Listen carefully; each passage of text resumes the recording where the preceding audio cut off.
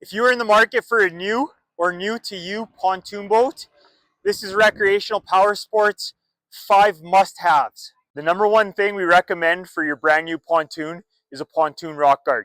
It keeps it looking new and eliminates damage from road debris and stones thrown up at your boat. For all your water enthusiasts, we recommend the LilliPad Diving Board.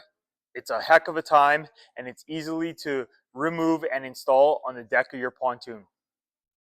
We recommend the ToonBrite aluminum protection. It's a coating that goes on your tunes to eliminate lake debris as well as making it easy to wash in the fall. We recommend the portable barbecue for everybody that's hungry on the boat. It is easily removable and easy to stow under a seat, and it's out of the way when you don't have it installed. The last recommendation we have for your new pontoon is a wireless anchor. It has an auto deploy feature where the anchor goes down all by itself, and then an up feature where you could sit at your helm and just hit the up button and it'll self retract. Before you pick up your new or new to you pontoon boat, make sure you check out the Recreational Power Sport must-haves.